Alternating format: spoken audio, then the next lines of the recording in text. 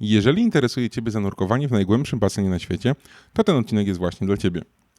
Deep Dive Dubai to basen głęboki na 60 metrów, podzielony na wiele poziomów, w których znajdziemy bibliotekę, salę gier, mieszkanie, garaż, samochody czy fragment ulicy. Dodatkowo kompleks wyposażony jest w 56 kamer, które monitorują nasze nurkowanie oraz 12-osobową komorę dekompresyjną. Zaciekawieni?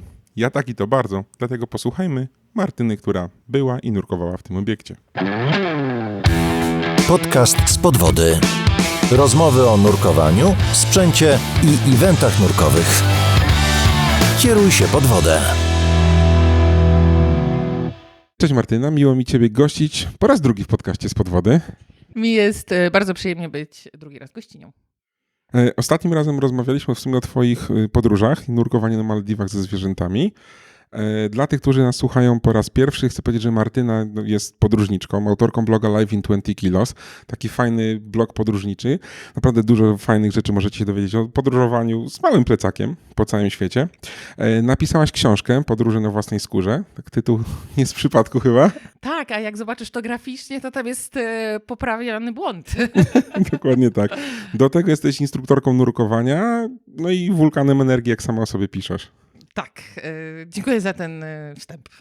Powiedz mi w takim razie standardowe takie moje podcastowe pytanie. Gdzie ostatnio nurkowałaś? Ostatni raz nurkowałam na Malcie, chyba że liczy się snorkeling, to na Wyspach Owczych. Czy na Wyspach Owczych nie jest zimno?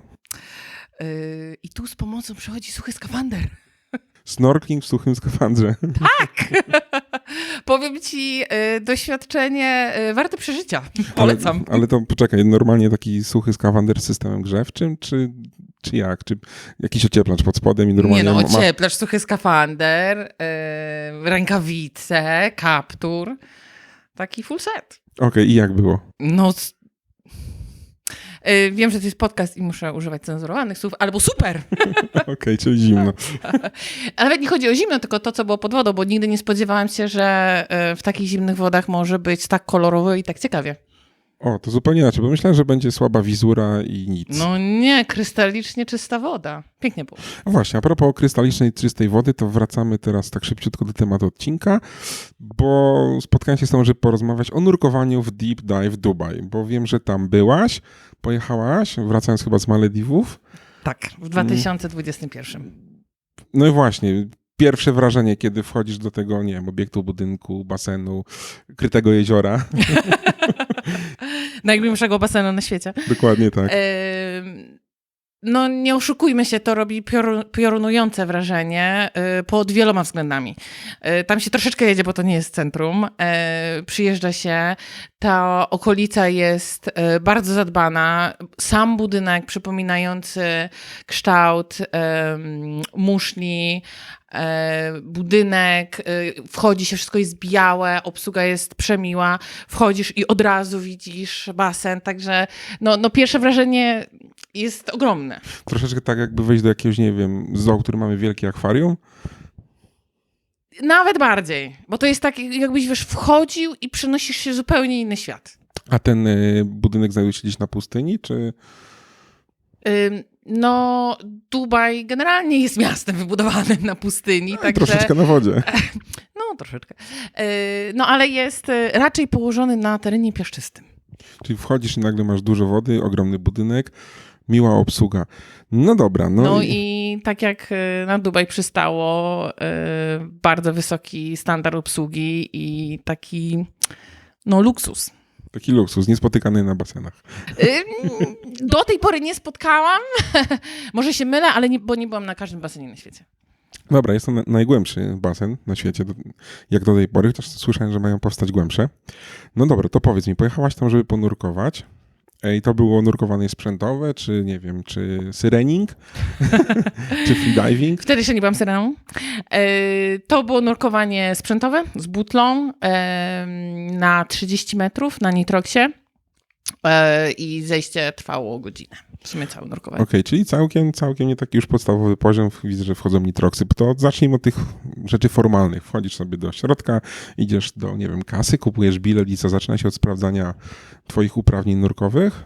Ja byłam gościem, i takie rzeczy załatwiłam wcześniej drogą e-mailową, także wystarczył mój numer instruktorski, bo w PADI można siebie nawzajem sprawdzić.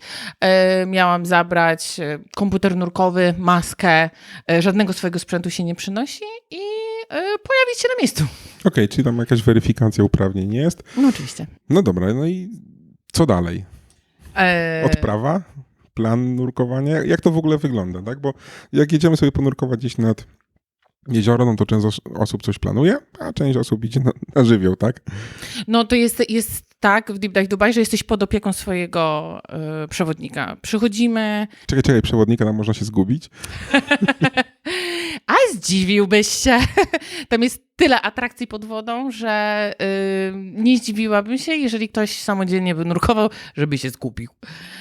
Albo pomylił drogi. Okej, czyli idzie z tobą jakiś przewodnik, który, nie wiem, omawia na początek z tobą plan nurkowania? Tak. Tak, generalnie spotkałam się z moim przewodnikiem, zrobił mi cały wstęp do basenu, historii powstania i też nawiązało do tradycji łowienia pereł przez mieszkańców tamtych regionów. Opowiedział historię budowania, szczegóły, zresztą jak się przychodzi w recepcji są różne plansze informacyjne, to widać je na pewno też na social mediach, że tu się tyle autobusów by zmieniło, a tu jest tyle samolotów, a tu jest tyle litrów wody. No i jest oczywiście briefing. Można jeszcze w ogóle zobaczyć ich komorę dekompresyjną, bo mają swoją. O, no tak, przy takich głębokościach to się przydaje. Tak. Nie wiem, czy została kiedykolwiek użyta, ale mają takie zaplecze i ta komora była najpierw budowana, no bo to wiadomo, że to jest największe przedsięwzięcie i naokoło niej był budowany basen. Także miałam wycieczkę po obiekcie. No i briefing, mój przewodnik tłumaczył mi, jak głęboko zejdziemy, co będziemy oglądać, bo tam jest tak, że na każdym poziomie są inne atrakcje. I ja schodziłam na 30 metrów, wiem, co jest poniżej 30 metrów, ale tam osobiście nie byłam. I tak jak omawialiśmy briefing, podczas briefingu na każdym poziomie coś tam mieliśmy robić i powoli się wynurzać. Także całe nurkowanie trwało około godziny. Okej, i rozumiem, że tam samodzielnie nie można pływać w takim razie. Jest ku temu powód, ponieważ tak jak w wielu miejscach, gdzie jesteśmy nowi, na przykład jak jedziemy jako turyści w nowe miejsce, dostajemy też swojego przewodnika, bo nie znamy danych wód, nie znamy czy prądów, czy stworzeń morskich, zagrożeń, nawigacji i tak dalej. No i w tym miejscu jest tak samo. To jest jednak duży obiekt, jest głęboki, jest dużo atrakcji i ten przewodnik jest tam, raz, że jest przewodnikiem, ale również dba o nasze bezpieczeństwo, też zna zasady i pracę innych przewodników, tak żeby grupy na siebie nie wpadały, bo jestem w stanie sobie wyobrazić taką sytuację, jeżeli nie byłoby przewodnika, że w pewnym momencie w jednym miejscu zebrałoby się zbyt dużo nurków. Okej. Czyli rozumiem, nie da się tam samodzielnie zanurkować. Gdy rozmawiałam z moim przewodnikiem, powiedział mi, że to było w listopadzie 2021 roku, powiedział mi, że pierwsze nurkowanie zawsze jest z przewodnikiem, drugie również. Może jacyś stali klienci, którzy przychodzą już tam wielokrotnie, mogliby nurkować ze swoim partnerem, ale to jest tego typu obiekt, że raczej nie jeździmy tam co weekend. No jasne. Rozumiem, że ten, nie wiem, przewodnik nie przeszkadzał totalnie w tym nurkowaniu, raczej je uzupełniał i pomagał. Tak, dokładnie. I ja nie czułam się w żaden sposób ograniczona, wręcz ten przewodnik otwierał przede mną różne możliwości. Zabierał mnie w miejsca, których ja na początku nie widziałam, bo płynęłam i tak, tam jakieś tam coś tam, a on nie płyniemy w środek i tam wpływasz i nagle biblioteka ci wyrasta. No właśnie, to co można zobaczyć od tego 0 do tych 30 metrów, no bo na takich głębokościach byłaś. Tak, na około 30 metrach jest mieszkanie. Tak. Więc odwiedzamy sobie na przykład sypialnię, kuchnię z całym wyposażeniem, jadalnię, jest również biblioteka, jest siłownia. Jak się później wypływa, można spotkać wózek sklepowy, rowery, motocykl, łazienkę, bramę, takie drzwi wejściowe do jakiejś posiadłości, jest telefon taki stary, a la budka telefoniczna, jest również kawiarnia, ponieważ na tym najpłycej, gdzieś tam w okolicach 5 metrów, są wielkie szyby, które połączone są z restauracją, czyli goście restauracji mogą widzieć nas nurkujących i bardzo często zdarza się tak, że rodzina nie nurkująca spędza czas w restauracji, a my jesteśmy po drugiej stronie. Na około 5 metrach na przystanku bezpieczeństwa jest również stolik z szachami, więc można sobie umieścić przystanek bezpieczeństwa, zagrać partyjkę. Okej. Taką 3-minutową. Taki wiesz, gambit królowej pod wodą. Mówisz, że tam jest kuchnia, to tam jest normalnie sprzęt kuchenny, tego nie wydaje ci się, że tego jest za dużo? Że to... I tak się zastanawiam, czy jakiś nurek tam nie podpływa, nie zabiera, tego nie przekłada, oni potem wieczorami idą nurkować i układają z powrotem te naczynia kuchenne. Wiesz co? Nie wiem, co oni tam robią wieczorami. Ja pamiętam, że był kubek pod ekspresem do kawy. I rzeczywiście jest dużo tych atrakcji. No to jest taki trochę podwodny plac zabaw. Tak, żeby dostarczyć tych bodźców. Czy można sobie, nie wiem, położyć się na łóżku, Oczywiście. Wyjąć książkę, ugotować kawkę? Tak, możesz sobie zjeść obiad przy stole, możesz sobie obejrzeć telewizję, nawet popcorn masz podany. O, pod wodą popcorn? No. Ja widzę, że ty nie widziałeś moich zdjęć stamtąd. Bo mamy taki, jaki jem popcorn pod wodą. Staram się nie oglądać, bo będę chciał tam pojechać. No tak, to się nie dziwię, bo ja po wyjściu z wody miałam takie uczucie, że o Jezus Maria, chcę wracać. Chcę jeszcze raz. Woda, rozumiem, ciepła. Bardzo. Nurkujesz tam właśnie nie wiem, w piance, czy w jakimś kostiumie, czy jak się przygotować? Jeżeli chodzi o sprzęt, to przychodzimy tam i dostajemy sprzęt z Deep Dive Dubai, więc wszystko ja dostałam długą piankę, mogłam sobie wybrać jacket lub skrzydło, płetwy, no balastu nie trzeba. Miałam swoją maskę i komputer. Automaty. No, automat też. Ale mówisz piankę, czyli jednak ludzie marzną w ciepłej wodzie. Umówmy się, że jestem zmarzlakiem, co dla naszych słuchaczy może nie jest oczywiste, ale ja również na Malediwach w wodzie 30 stopni pływałam w piance. Czyli a bez pianki też można w razie czego nurkować? Czy raczej to jest, czy nie?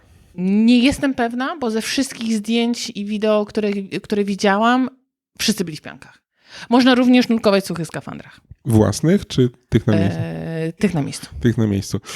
Jak wyglądało to w ogóle nurkowanie? To było na początek, nie wiem, dzida na 30 metrów i wracamy i zwiedzamy, czy jaki był ten plan nurkowy?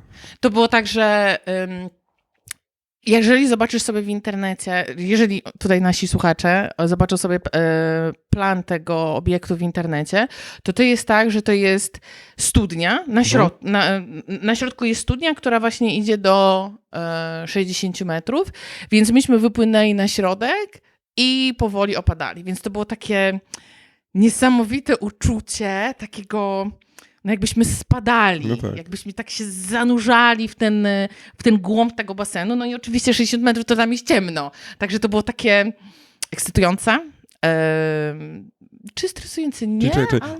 opadasz i widzisz ciemność? No im bliżej jesteś z tego dna, to i tym zaczynasz je dostrzegać, ale z moich wspomnień, tak jak byliśmy na powierzchni, no to ja tych 60 metrów tego dna nie widziałam, więc to jest taka ciemność, taka kusząca i tak cię tam woła. No tak. No i potem zatrzymujemy się na 30 metrach? Mniej więcej na 30 metrach i powoli, tak okrężnymi ruchami coraz płycej.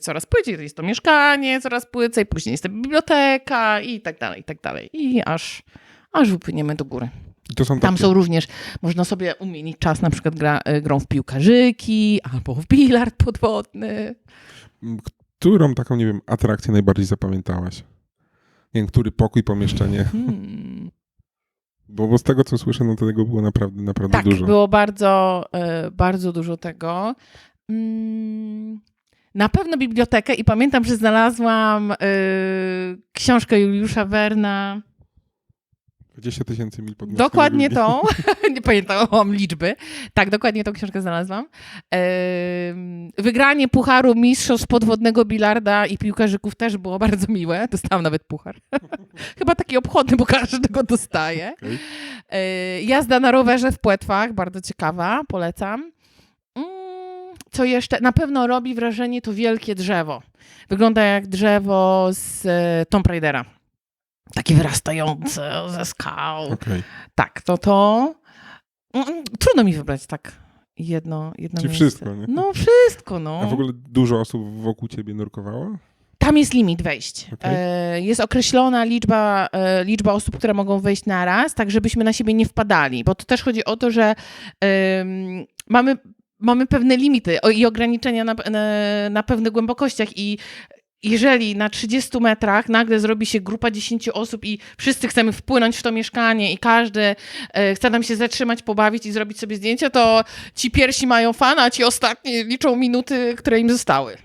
A powiedz mi jeszcze, tak wrócę sobie do tego Nitroxa, to mieszankę dobrał ci przewodnik? Załóżmy, że nie wiem, czy to oni dobierają mieszanki, butle, czy samemu sobie wybieramy, z jakim sprzętem nurkujemy? Mieszankę wybrał mi przewodnik, ja oczywiście analizowałam i dopełniłam wszystkie formalności, ale to była taka mieszanka zalecana przez...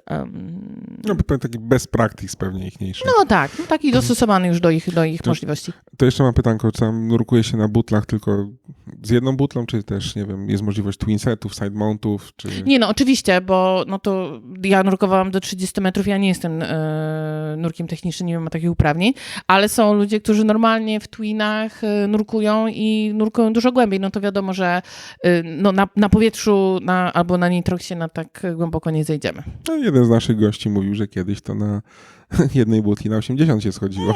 No wiesz, myśmy podczas naszego ostatniego spotkania mówili o nauce nurkowania przez YouTube'a. Tak. Także to, że to się zadziało, to nie znaczy, że to jest rekomendowane i że to jest bezpieczne. Tak, dokładnie rekomendowane. Czyli bardzo fajnie. Mamy przewodnika, który pilnuje tego wszystkiego. Rozumiem, że w razie, nie wiem, sytuacji awaryjnej jest ktoś, kto nam pomoże w nowym obiekcie. No oczywiście. To bardzo fajne. Troszeczkę jak sobie gdzieś czytałem w internecie, to ludzie pewnie tam nie byli, ale narzekali, nie można samemu ponurkować, tylko ktoś nas przepędza jak jakiś, nie wiem, przewodnik po morskim oku czy coś tam, tak? No, co ci mogę powiedzieć? No to jest kwestia bezpieczeństwa, też naszego doświadczenia tam, bo nie oszukujmy się, wejście tam nie należy do tanich, więc jeżeli już jedziemy, to chcemy z tego doświadczenia jak najbardziej wykorzystać. Chcemy je najbardziej wykorzystać, więc, a ten przewodnik nie jest, to nie jest jakiś policjant, który no tu nie możesz, a tu możesz, tylko wręcz odwrotnie. To on nam pomaga najlepiej przeżyć tą godzinę. Chciałem zapytać, czy nie opowiada, ale pod wodą ciężko mówić. No wiesz. Ale jest komora, teraz już nie pamiętam na jakiej głębokości, ale na tej, co są piłkarzyki i bilard, że można się wynurzyć. I tam można, mam maskę i możemy sobie pogadać. Czyli jest możliwość opowiedzenia historii. Super. No można. Byłaś na 30 metrach. Planujesz głębiej? No bo to połowa basenu do sprawdzenia jeszcze. No wiem, no najpierw musiałabym zrobić uprawnienia nurka technicznego, a to jest bliżej nieokreślone w czasie. A powiedz mi, jak myślisz, ten Deep Dive Dubai to jest taki obiekt do zwiedzania, totalnie rekreacyjny, bo jest, mówię, tyle rzeczy fajnych wkoło? Czy to też może służyć jakieś, nie wiem, centrum do nauki, nurkowań głębszych? No na pewno, bo to stwarza wielkie możliwości. Pamiętam, jak byłam oprowadzana po obiekcie. Tam są normalnie salki konferencyjne, salki szkoleniowe i pamiętam, że mój przewodnik opowiadał mi, że wtedy, to nie pamiętam, czy to było na etapie planowania, czy to już było zaplanowane, że jak były w Dubaju egzaminy instruktorskie PADI, bo to jest Centrum Nurkowe PADI, to egzamin instruktorski miał się właśnie odbywać tam, w tamtej salce. Nie wiem, na jakim to jest teraz etapie, to jest informacja z listopada 2021. Ale na pewno daje dużo możliwości. No i tak, jeżeli śledzimy social media Deep Dive Dubai, szczególnie Instagram, no tam regularnie pojawiają się nowe materiały i to, jakie imprezy się tam dzieją, bo tam się bardzo dużo eventów ma swoje miejsce. No tak, też widziałem ostatnio, że chyba Formułę 1 zatopili. Tak, Mustangi raz na jakiś czas zatapiają Formułę 1, bo teraz ostatnio była jedna Formuła 1, ale już teraz nie pamiętam, czy to było rok, ale po mojej wizycie też była Formuła 1 zatapiana. I to jest garaż, który jest chyba na 40 metrach. W każdym razie ja tam tego nie widziałam, ale właśnie nurkowie techniczni, którzy schodzą głębiej, mogą zobaczyć garaż tych wypasionych fur. No brzmi naprawdę niesamowicie, czyli rozumiem, że jedno nurkowanie to za mało, żeby zobaczyć wszystko. Po jednym nurkowaniu zostaje na pewno niedosyt. Także warto wracać według mnie. Wrócisz? Mam nadzieję. No pewnie wszystko zależy, no jak zawsze w naszym kraju, od kosztów lotów i biletów do tego obiektu, nie? I wiesz, ja jak byłam w Deep Dive Dubai, to ja wracałam wtedy z Malediwów. Po drodze. Tak, byłam po drodze, to jest raz. Dwa, że to był rok pandemii na Malediwach i ja bardzo niewiele mogłam podróżować i stwierdziłam, że odbiję sobie jako zaległy urlop, leciałam przez Dubaj, zrobiłam sobie kilka dni przesiadki i właśnie wtedy nurkowałam, no bo tak stwierdziłam, że kurczę, że już jestem tak blisko i to jest taka okazja, że grzech nie skorzystać. No tak, czy tak zastanawiam, czy by na weekend nie skoczyć do Dubaju, tam zanurkować. No, możesz sobie pyknąć taki przedłużony, majówka, czerwcówka. Jezioro Białe przy Gostyninie też wystarcza. No każdy ma swój gust i swoje preferencje. Augusta się nie dyskutuje. Mam nadzieję, że kiedyś mi tam się uda w takim razie dojechać. No cóż, życzę ci, mam nadzieję, sukcesów, że zwiedzisz te 60 metrów, te garaże w tym Deep Dive Dubai i do zobaczenia w następnym odcinku. Do zobaczenia. Dzięki. Dziękujemy za wysłuchanie odcinka. Każde odtworzenie, każde udostępnienie, polubienie czy komentarz to dla nas bardzo cenne wsparcie. A jeśli podoba Ci się nasza twórczość, możesz wesprzeć nas w serwisie Patronite. Mamy nadzieję, że zechcesz przyłączyć się do współtworzenia Spod Wody i dorzucić swoją cegiełkę do tego projektu.